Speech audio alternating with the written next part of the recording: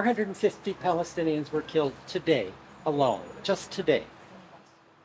And they're not letting fuel in, so the hospital generators have no fuel to run. Thanks. Baby, they said on the radio this morning, how many women are bearing children right now? I forget. 5,000 are due within the next month.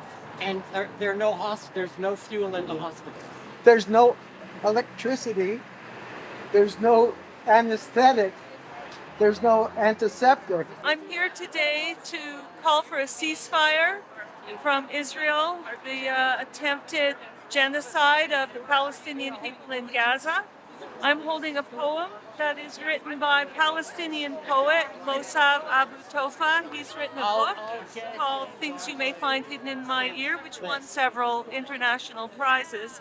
He survived the heavy bombing last night. I was very terrified overnight because his last post on Facebook yesterday, sort of lunchtime our time, said that it was very heavy bombing, and was almost 24 hours before he posted that he was alive. He's not Hamas, and his children aren't Hamas, and his wife isn't Hamas, and I don't think any of their neighbors are either. They are already evacuated from their home.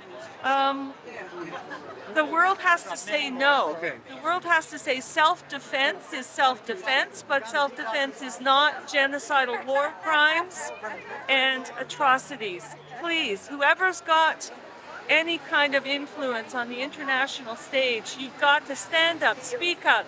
Canada's got to get our spine back and stop enabling what is happening.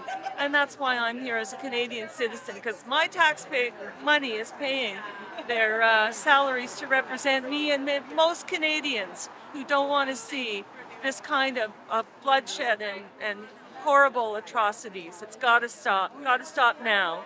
As a formal letter that we are sending to Cabinet Minister Beach on behalf of Independent Jewish Voices Vancouver, we would like him to take very seriously the demands that we have placed there. We feel that as Canadians, we believe in human rights, and we live in a country which is founded on those principles.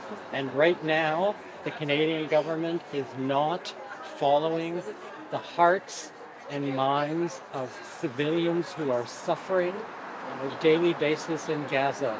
We need to have a ceasefire now. That's the first step. The second step is to then work very hard at getting humanitarian aid into Gaza, allowing fuel, to use any pressure that the Canadian government can exert to try to get real aid into Gaza, because right now the number of trucks that are coming in is not sufficient. With no fuel, the hospitals can't run generators. There's no water. There's no food. People are dying. As Canadians, we can't abide by this, and we expect our government to stand up for human rights. And we expect the cabinet minister to voice those concerns within the cabinet, to ask the prime minister and the cabinet to step forward and demand a ceasefire and work towards a lasting peace. So discovering the best ways that we can move forward so that the people of Gaza can live a life of dignity. We have a Palestinian refugee with us right now who was hit by an Israeli bomb when he was 15 years old, and he is a sponsored refugee to Canada, and he just had knee surgery 10 days ago, but he can't recover because all he can think about is his 10 brothers and sisters and his parents in Gaza, and he doesn't know if they're alive or dead. And he can't recover, he can't be free as long as his family is not safe. Please, we urge you to do something now. We shall overcome.